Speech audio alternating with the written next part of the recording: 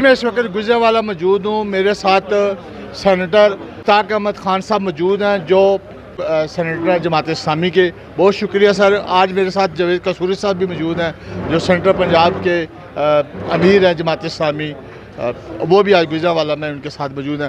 سر میں نے کل ایک پریس کانفرنس دیکھی جس کے اندر ریلوے کے وزیر جو آج جس کی آپ نے ایک تشریح باندھی ہے, پورا ایک ایجنڈا پیش کیا ہے, انہوں نے کہا جی یہ اتنا بڑا ایشو نہیں ہے جتنا بڑا ایشو اس کو بنا کے پیش کیا گیا ہے. میڈیکل بورڈ ہو جائے تو یہ تمام ایشو ختم ہو جائیں گے, اس میں یہی کمی ہے, باقی سب ایشو ٹھیک ہیں.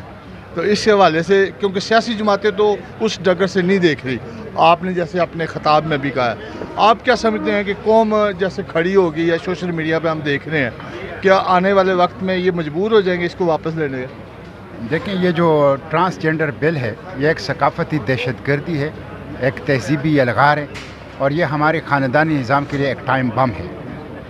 یہ ایک بیرونی سازش ہے, اور اس میں صرف میڈیکل بورڈ کا مسئلہ نہیں ہے. میڈیکل بورڈ اس کا ایک کمپوننٹ ہے, ایک مسئلہ ہے, لیکن صرف وہی ایک مسئلہ نہیں ہے, اور بھی اس میں بہت سے مسائل ہیں. تو حکومت کو چاہیے تھا کہ وہ آرڈیننس کے ذریعے, اگر وہ واقعی مخلص ہے کہ اس میں خرابی ہے اور ہم اس کو ٹھیک کرنا چاہتے ہیں, تو وہ آرڈیننس جاری کر کے اس کی اصلاح کر سکتے تھے. لیکن اگر وہ آرڈیننس جاری نہیں کر سکے تو اب جو میرے ترامیم ہے اس کو ایکسپیڈائٹ کریں, اس کو تیز رفتار کریں, تاکہ اس کو ہم اصلاح کر سکیں, ریفارم کر سکیں. لیکن حکومت جو ہے وہ ابھی تک ریفارم کے موڈ میں نہیں ہے, اور حکومت کا جو نیت مجھے لگ رہا ہے وہ یہ ہے کہ کسی طریقے سے عوام کے جو غیظ و غضب ہے, جو جذبہ ہے, اس کو گزارا جائے, اس کو ٹھنڈا کیا جائے, اور پھر اس کو اسی طرح رہنے دیا جائے. میں عوام سے یہ اپیل کرتا ہوں کہ یہ ہمارے بچوں کا مسئلہ ہے, ہمارے خاندان کا مسئلہ ہے, ہمارے مستقبل کا مسئلہ ہے, ہماری دین اور عقیدے کا مسئلہ ہے. یہ سب سے بڑا مسئلہ ہے. اس لیے اس کے اوپر آپ لوگ بیدار رہیں, چوکنا اور ہوشیار رہیں.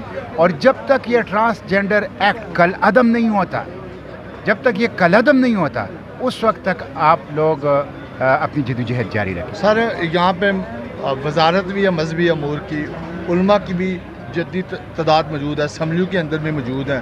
کیا جب یہ 2018 میں پیش ہوا اس وقت دوسری مذہبی جماعتوں نے خاموشی کیوں اختیار کی, اور آج بھی خاموشی ہے, اس لیول کی وہ بات نہیں ہے جو ہونی چاہیے تھی اس ایشو کے اوپر؟ دیکھیں, اس وقت بھی مذہبی جماعتوں نے اس کے اوپر رائے دی تھی, اور جس انداز سے یہ پاس کیا گیا تھا یہ چوری چھپے پاس کیا گیا, اور اس میں اسلامی نظریاتی کونسل سے بھی رائے نہیں لی گئی جو کہ کانسٹیٹیوشنل باڈی ہے.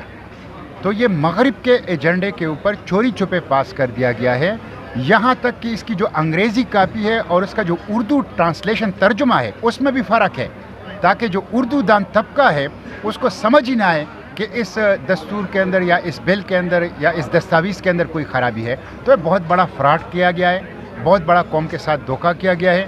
اب تو عوام بیدار ہیں, دینی جماعتیں اکراس دا بورڈ اس کے اوپر متفق ہے کہ یہ ایک خطرناک بل ہے, خلاف اسلام, خلاف قرآن و سنت ایکٹ ہے, اس کو کالعدم ہونا چاہیے. میں سمجھتا ہوں یہ اتفاق بہت نیک شگون ہے. حرکت بھی عوام کے اندر آ گئی ہے. انشاءاللہ جیسے وقت آگے بڑھے گا مجھے یقین ہے کہ یہ حرکت ایک طاقتور انقلابی جدوجہد کے اندر تبدیل ہوگی. کہ کہتے ہیں کہ جیسے ختم نبوت کے اوپر سیاست کی گئی, اس بار اس بل کے اوپر بھی سیاست کی جا رہی ہے, مذہبی جماعتیں اور سیاسی جماعتیں کر رہی ہیں. بسم اللہ الرحمن الرحیم.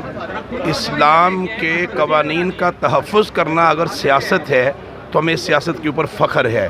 پاکستان میں اسلام کے نظام کی بات کرنا اگر سیاست ہے تو یہ ہماری سیاست ہے, ہم یہ سیاست کریں گے. پاکستان کلمے کی بنیاد پہ بنا, کلمے کی بنیاد پہ باقی رہے گا, اور کلمے کے نظام کی بنیاد پہ ہی ترقی کرے گا. اس کے علاوہ جس راستے پہ آپ جائیں گے تباہی ہے, بربادی ہے, اور وہ پاکستان کے لیے وہ جو ہے وہ اس کی تباہی کا راستہ ہوگا. بہت شکریہ.